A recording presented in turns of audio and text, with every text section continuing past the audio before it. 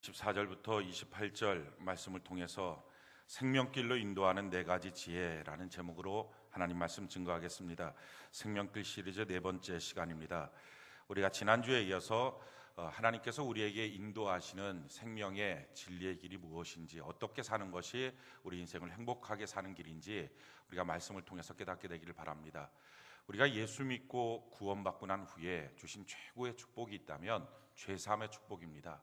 그래서 죄로부터 우리를 완전히 해방하셔서 과거의 죄의 흔적을 제거하여 주시고, 미래의 죄의 지배로부터 벗어나게 하시고, 현재의 죄의 고통으로부터 완전히 벗어나도록 만들어 주셨습니다.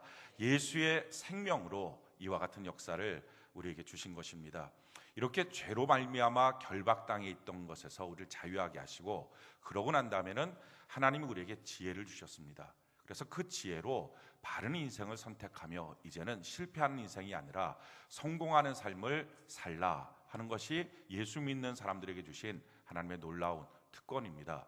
우리가 이 지혜를 갖게 되면 어떤 은혜가 있느냐 하면, 잠언 2장 20절에 보면 지혜가 너를 선한 자의 길로 행하게 하며 또 의인의 길을 지키게 하리니, 우리가 이 지혜를 갖고 살게 되면 이 지혜로 우리를 선한 자의 길로 우리를 가게 하신다 하는 것입니다. 이 지혜를 갖고 우리가 살게 되면 의인의 길을 우리가 가게 된다 하는 것입니다. 우리가 이 지혜를 갖게 되면 세상의 모든 것들의 형통과 축복이 우리를 따라오게 됩니다. 성경이 이렇게 말합니다. 잠언 3장 13절로 17절 우리 같이 한번 한 목소리 읽어봅시다. 시작. 지혜를 얻는 자와 명철을 얻는 자는 복이 있나니 이는 지혜를 얻는 것이 은을 얻는 것보다 낫고 그 이익이 정금보다 나음이니라. 지혜는 진주보다 귀하니 내가 사모하는 모든 것으로도 이에 비교할 수 없도다. 그의 오른손에는 장수가 있고 그의 왼손에는 부귀가 있나니 그 길은 즐거운 길이요 그의 지름길은 다 평강이니라.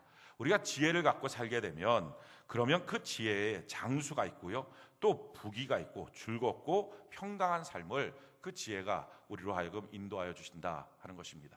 그래서 이 지혜를 갖고 사는 것이 참 중요합니다. 인생에 지혜가 없이 사는 것처럼 미련한 인생이 없습니다. 그렇다면 이 지혜가 어떻게 우리에게 주어집니까?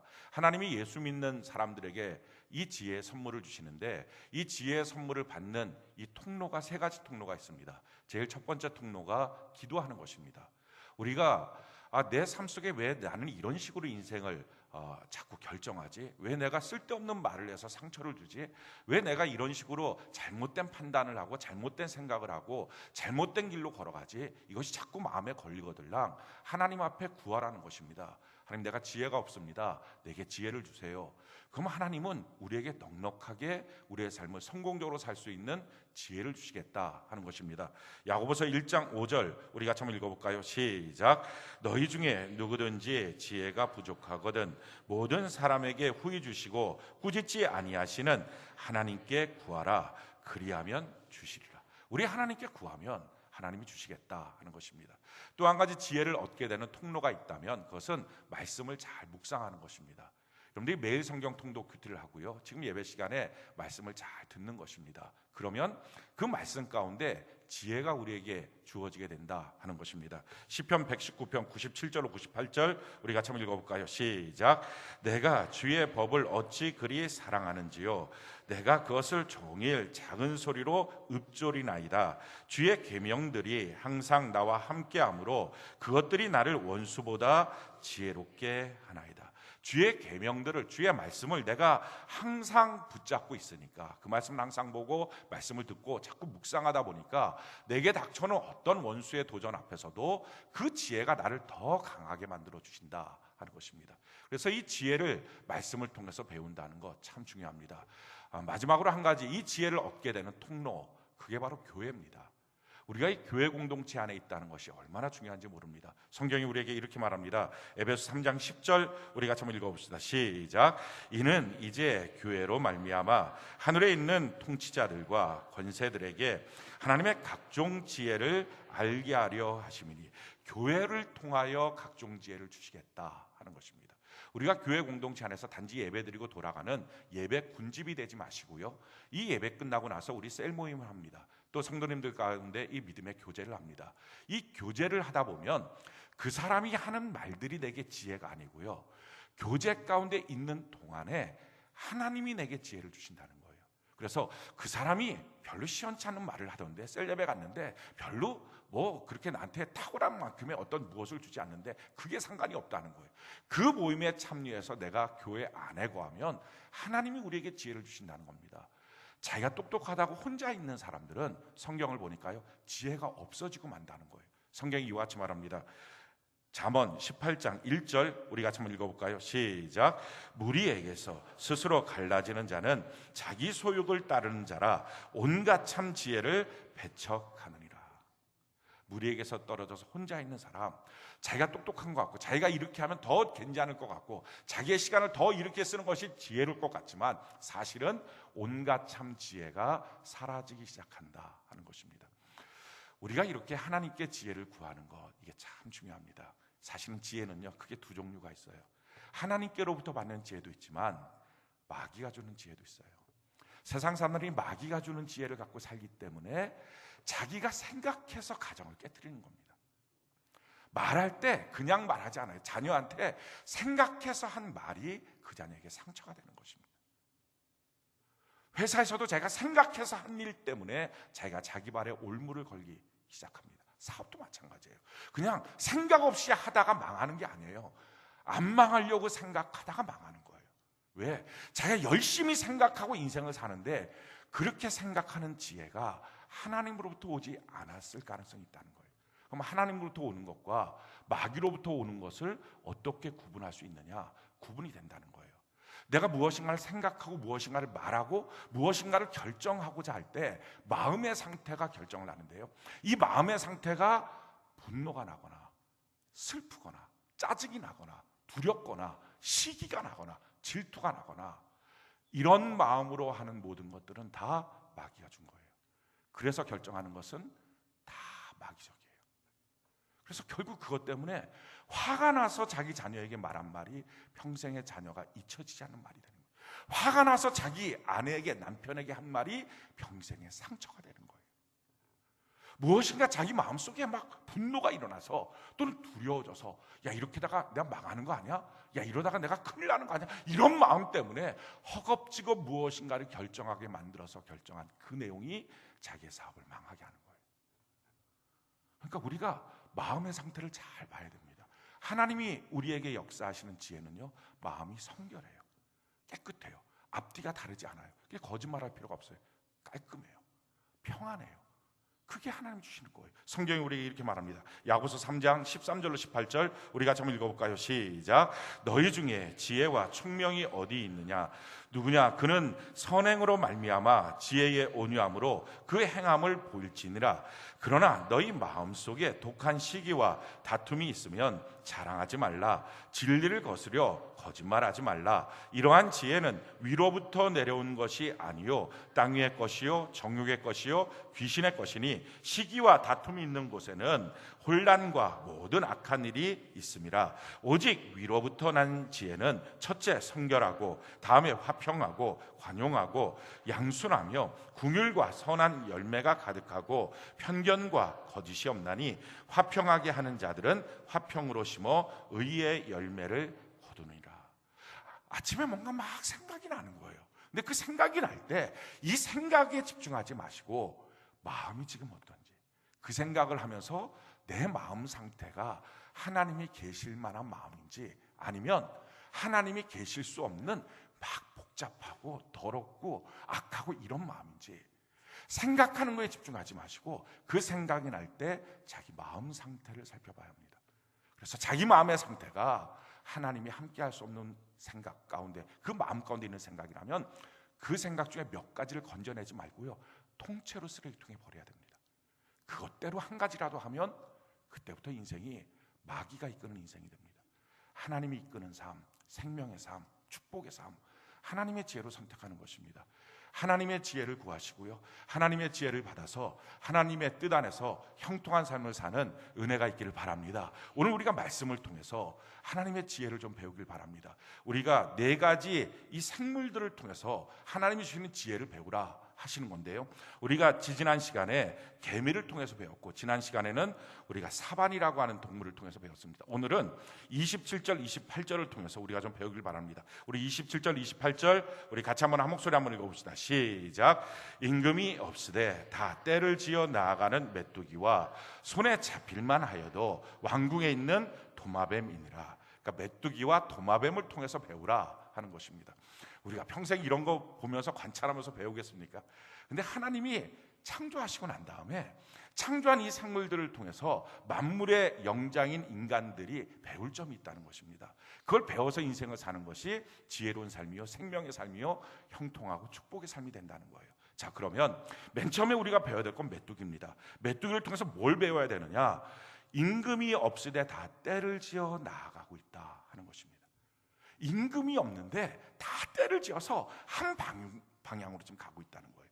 이걸 배우면 된다는 거예요. 우리가 어떤 방향으로 가는 것, 그 가기 위해서 뭘 합니까? 리더를 뽑습니다. 임금을 뽑습니다. 근데 사실은요, 임금을 뽑느라고 다 마음이 갈라져요. 결국은 방향으로 못 가요. 그게 지혜롭지 못하는 것입니다. 요즘에 정치판을 보면요, 비상대책위원장을 뽑는다는데 비상인 것 같아요. 정말 그걸 어떻게 그렇게 싸우면서 뽑아서 뭐가 비상이 될까? 대책이나 되겠나? 이런 생각이 들 만큼 기대하는 국민들 앞에 너무 초라한 모습들을 보이는 것을 봅니다. 정말 막장 드라마다 하는 말을 들을 만큼의 일들을 우리가 지금 보고 있어요. 정치판을 보면 다 올라가려고 임금 되려고 하는 그 시도가 사실은 지혜가 아니라는 거예요. 그렇게 살려고 하는 인생이 행복하지 않다는 거예요. 하나님이 가르쳐 주신 방법은 그 방법이 아니라는 거예요. 우리가 행복한 삶, 형통한 삶, 축복의 삶은요, 리더가 되는 게 아니에요. 높이 올라가는 게 아니에요.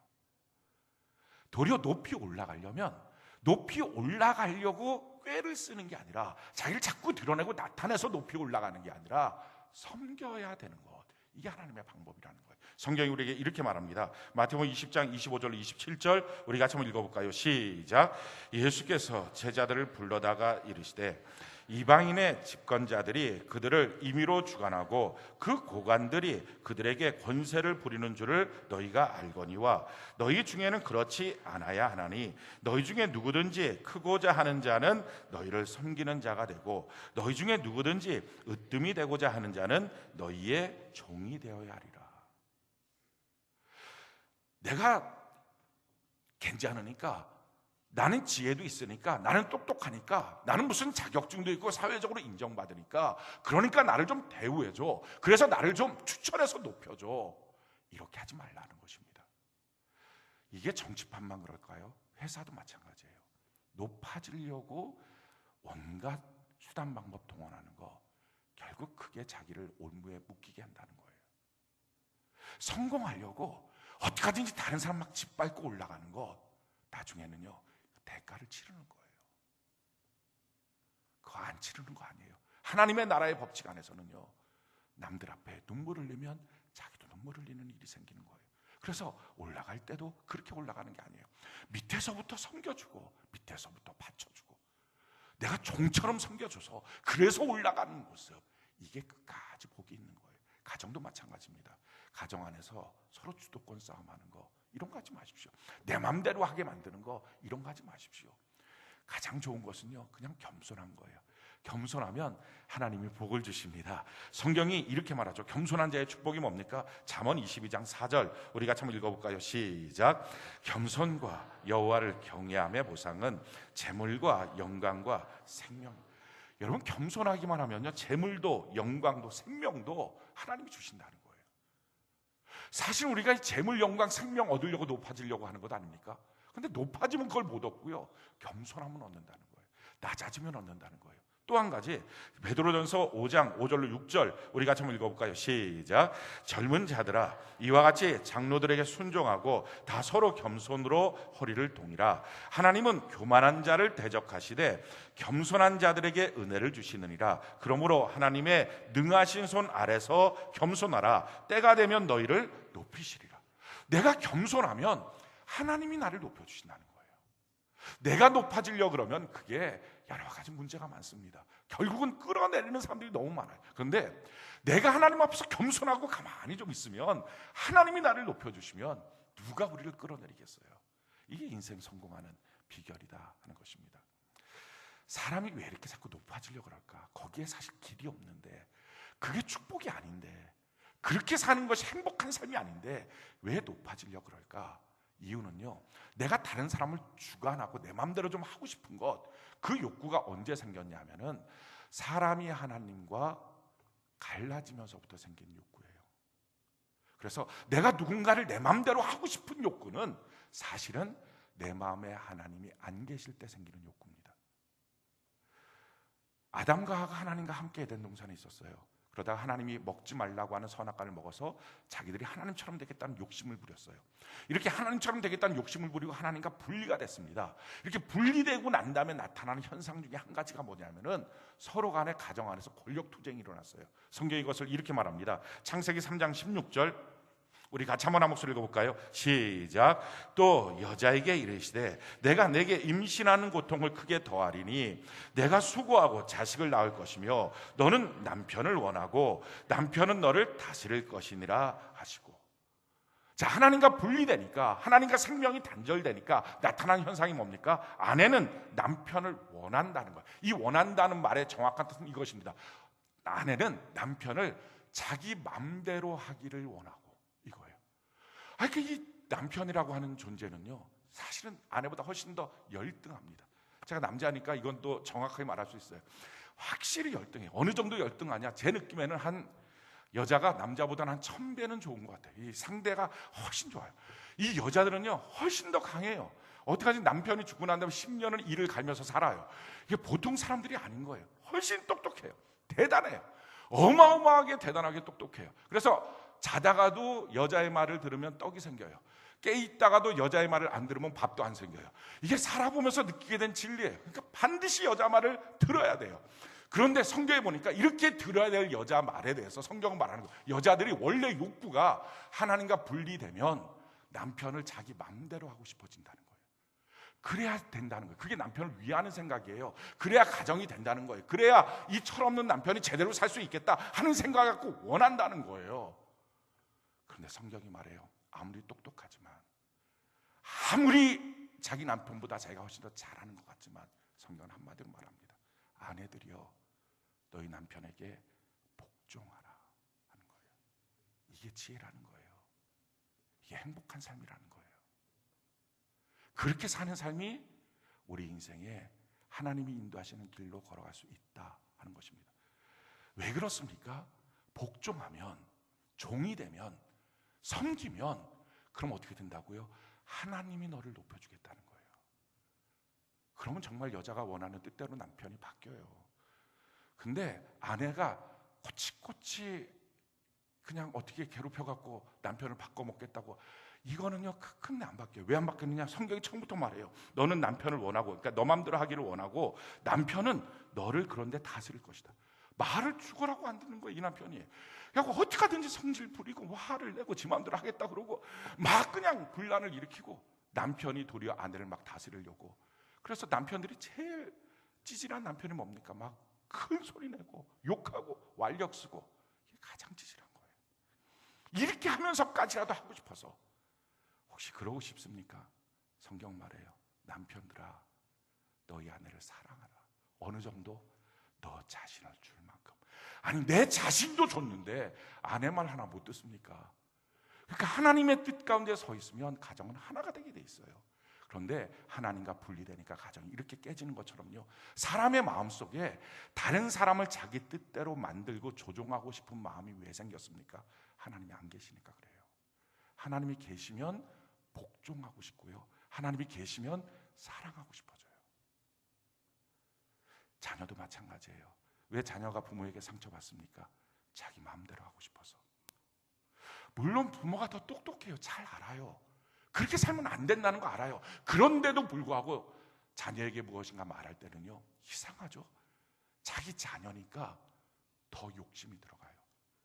자기가 들어가니까 더 안 되는 거예요. 남의 자녀는요 한 10명 데려다 놓고도 문제 없어요. 유치원 선생님들 보면 한 25명 데려다 놓고 있어요. 근데 이 유치원 선생님도 자기 집에 가면 자기 자녀 하나한테는 전전긍긍할 수 있는 거예요. 왜? 욕심이 들어가니까. 그래서 성경이 말해요. 너가 원하는 대로 하려고 하지 마라. 왜요? 사람은요, 사람의 주인이 사람이 아니잖아요. 내가 낳았어도 내 자녀, 내가 주인 아니잖아요. 사람의 주인은 오직 예수님 한 분이에요. 그래서 하나님께 맡기고 기도하고 말씀에 본을 보이고 사는 것이 참 중요합니다. 자, 그러면 우리가 도대체 어떻게 살아야 될까요?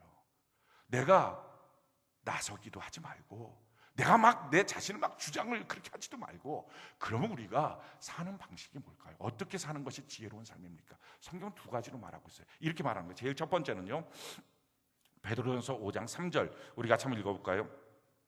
자, 시작. 맡은 자들에게 주장하는 자세를 하지 말고 양무리에 본이 되라. 주장하지 말고 본되라는 거예요. 자녀가 공부하기 원합니까?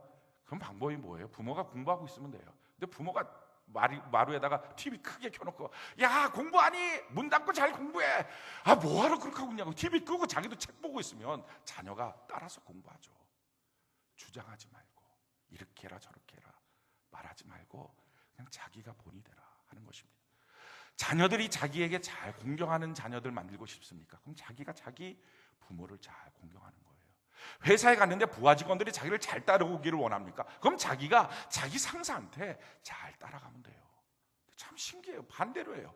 자기 부하 직원들이 안 따라온다고 성질 부리고 자기는 자기 상사한테 들이받고, 이러니 인생이 얼마나 불행해요. 살아도 기쁨도 없고. 그렇게 하지 말고, 주장하려고 하지 말고 본이 되는 삶을 살라. 자, 두 번째 우리에게 주시는 삶의 이 축복이 뭐냐면 골로새 3장 15절입니다. 우리 같이 한번 한 목소리 한번 읽어봅시다. 시작. 그리스도의 평강이 너희 마음을 주장하게 하라. 너희는 평강을 위하여 한 몸으로 부르심을 받았나니 너희는 또한 감사하는 자가 되라. 사람들이 모여서요, 이 일을 성공시키려고 싸웁니다. 그 일을 잘하려고 싸웁니다. 그 일을 잘하려고 화를 내요. 제가 개척하고 초기에 초기라고 하면 저도 한 10년 정도 이상 그랬던 것. 아니, 가만 생각해 보니까 몇 해 전만 해도 또 그랬던 것 같은 느낌도 드는데, 제가요, 이 일을 잘하고 싶은 욕심이 되게 큰 거예요. 근데 일을 잘하려고 하면 행사 같은 게 하나 있으면 잘하려고 그러면 이상해요. 행사가 크면 화를 크게 내고요, 행사가 적으면 화를 적게 내요. 행사가 크면 인상을 많이 쓰고요, 행사가 적으면 인상을 덜 써요.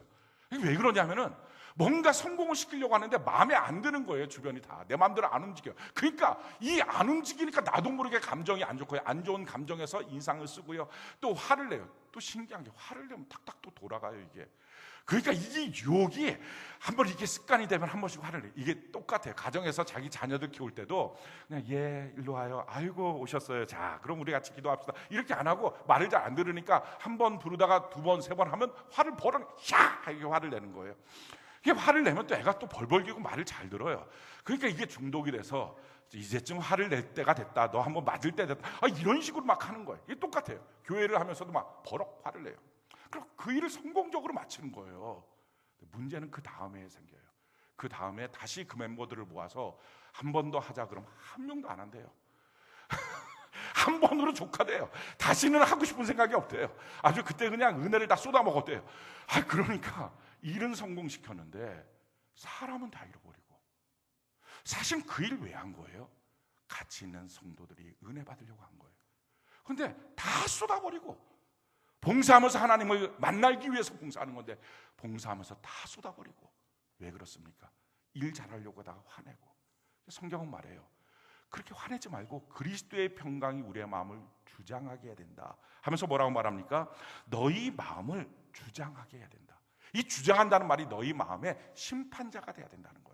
일을 얼마나 성공시키느냐보다 더 중요한 것은 안 싸우는 거예요. 빵긋빵긋 웃고 있는 거예요. 우리 찬양단들을 보고 맨날 주문하는 게, 토요일날 주문하는 거 딴 거 없어요. 이렇게 해요. 빵긋빵긋 웃으시라고.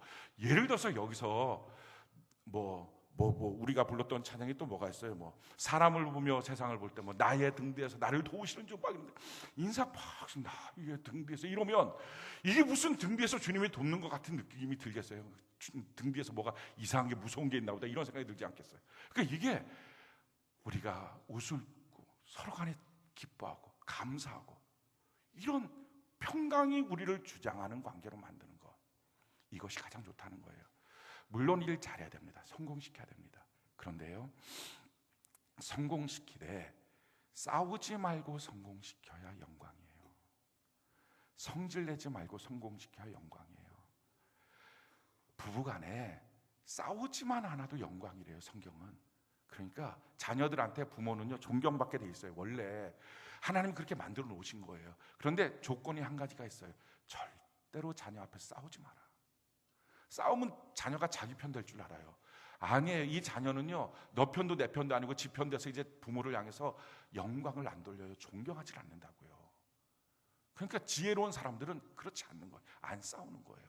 안 싸우고 어떻게 하면 안 싸우면서 하나의 마음을 만들까? 우리가 한 몸으로 부르심을 받았다. 이거를 세워가는 것입니다.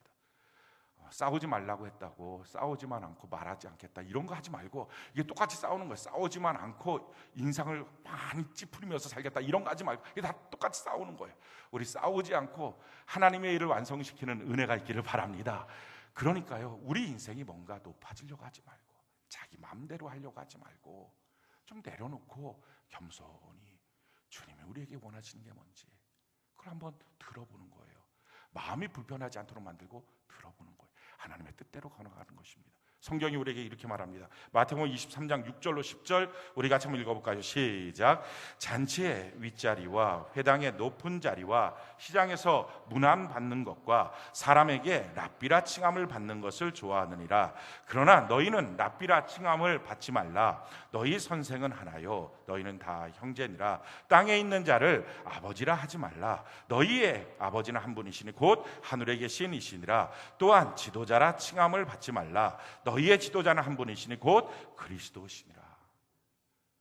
우리가 사람들이 자꾸 자기한테 인사하면 좋겠다는 거, 그러면 기분 좋고 인사 안 하면 괘씸하게 여겨지고 그런 마음 갖지 말라는 것입니다.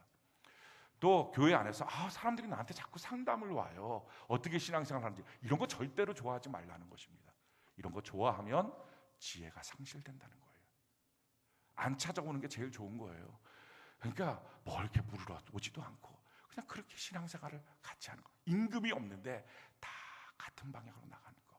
임금 뽑으려고 하지 말고 임금 되려고도 하지 말고 높아지려고도 하지 말고 그냥 섬기고 낮아지면 하나님이 높여주시고 하나님이 존귀하게 만들어 주시게 될 줄로 믿습니다. 이게 행복한 길이고요, 이게 성공하는 길이에요.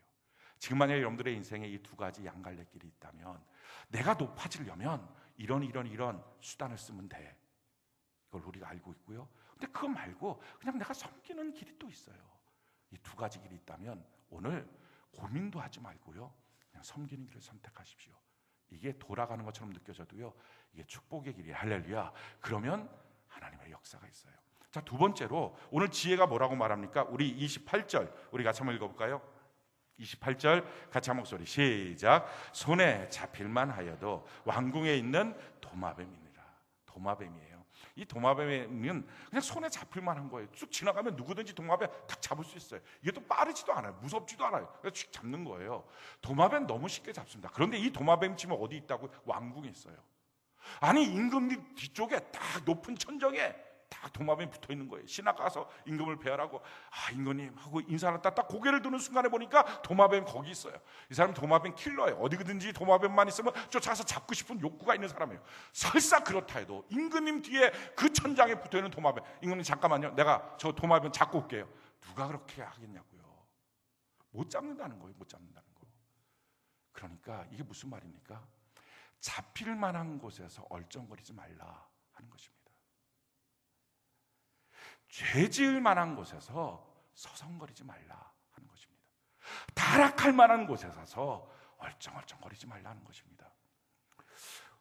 동창회로 오라 그래서 가는데 느낌이 안 좋은 거야. 가면 오늘 사람들 자꾸 친구들이 막 옛날에 내 모습을 알고 있으니까 그 모습대로 술 먹으라 하고 뭐 하라 그러고 그래갖고 또 다시 하나님 앞에 결심했는데 타락할 것 같은 거예요. 자, 그런 마음이 들면 어떻게 해야 됩니까? 들어가자마자 그냥 앉아있지 말고 할렐루야 하고 그냥 너희들 예수 믿니? 예수 믿어야 된다. 그러니까 그냥 앉아버리라고요. 그럼 그 다음부터는 누가 가서 술 먹으라 그러면 술 안 먹습니다. 다 이렇게 이게 쉬워지는 거예요. 근데 아무 말도 안 하고 가고 구석쟁이 앉아있으면 술 먹어라 뭐하라 꼼짝없이 결국은 당하고 마는 거예요. 소속을 분명하게 하라는 것입니다. 회사에 있을 때도요, 나 예수님 믿습니다 이런 얘기 안 하고 있잖아요. 그러면 아주 때마다 그냥 걸리는 게 너무 많아요. 회식 가면 뭐 이거 해라 저거 해라 아주 걸리는 게 너무 많아요. 근데 처음부터 그냥 성경책 자기 책상 위에 딱 올려놓고 이거 뭐 성경책 저는 말씀대로 사는 사람입니다 다 펴놓고 할렐루야 그러고서 식당 가서 밥을 먹자면 가만히 주여 이렇게 한 번이라도 하고 기도하고 아멘 이렇게 하고 그냥 밥을 먹으면 이게 편해져요. 근데 그걸 안 하니까 처음부터 소속을 분명히 밝히지 않으니까 갖고서 뭘 하면 안 좋고 막 그래갖고 결국은 부장이 와갖고 술 먹으라고 괜찮다고 저는 안 먹겠다고 뭐 약 먹냐 약 안 먹는다고 그건 먹으라 뭐 이래갖고 결국 한 잔 받아 먹고 그래서 교회를 왔는데 또 그 부장이 다른 사람 전도를 받아서 같은 교회 와갖고 여기 교회 다니시냐고 서로 인사하고 이게 또 얼마나 부끄러운 일입니까? 이런 사람들이 많다니까요. 내 소속을 분명히 하는 거. 사람이 제일 위험한 때가요 북한에서 남한으로 이렇게 탈출을 해요. 휴전선을 막 쏜살같이 탈출해요. 이게 북한에서 막 총을 쏘는 거예요. 그럼 어떻게 겁이 나잖아요. 그러니까 어떻게 해요? 다시 북한으로 도망가요. 그러면 남한에서 저놈이 뭐지 하고 총을 쏴요. 그럼 또 겁이 나니까 또 남쪽으로 또 내려. 결국 총 맞아 죽어요. 얼쩡거리지 마시기 바라요. 소속을 분명하게 하는 은혜가 있기를 바랍니다. 예수 그리스도 안에 내가 분명하게 소속이 되면 그때부터 예수님 우리를 지켜주시는 거예요. 사람들이 지혜라고 하는 말을 반대로 써먹어요. 지혜롭게 행동해 회사 가서. 얘기 뭐예요? 대충 숨기고 살아. 가정에서 지혜롭게 행동해 대충 예수 믿는 거 숨기고 살아. 요즘에는 그런 분들 거의 없어요.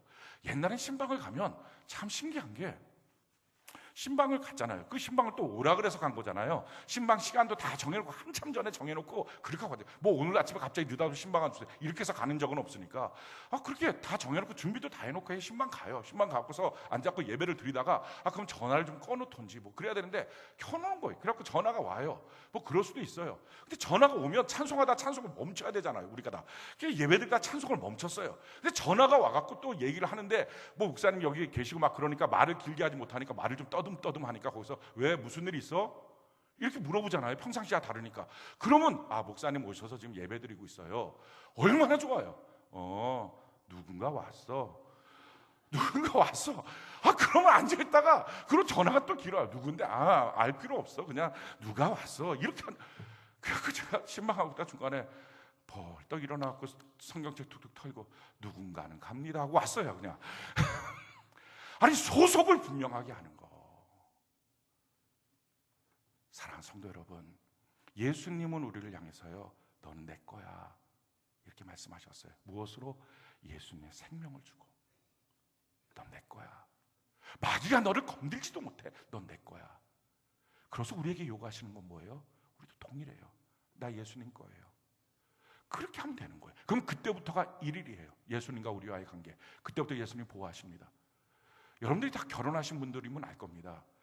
서로 간에 그 사람 이제 뭐 선바든지 뭐 하든지 간에 뭐 연애를 했든지 봐갖고 서로 이렇게 이 남자 이 여자 뭐 사이들 막 중에서 마음에 드는 여자 남자가 보이는 거예요. 이게 마음에 들어서 서로 보다가 이렇게 서로 찡긋찡긋도 하고 뭐 같이 뭐 밥도 먹고 극장도 한번 가보자 그러고 이렇게 썸을 타잖아요. 그렇게 썸을 타다가 어느 날 남자가 여자 보고 너 내 여자 해라. 그러면 여자가 알겠어요. 나 당신 거예요. 당신도 내 거예요. 하는 날이 일일이에요. 그게 없으면 결혼을 못해요. 계속 바라보고 눈짓만 찡긋찡긋하고 극장만 가면 영화관 만들지 아무 소득이 없어요. 이게 고백이 있어야 돼요. 예수 믿는 것도 마찬가지예요. 여러분들이 저 예수님 좋아요 이렇게만 하고 있으면 안 되고요.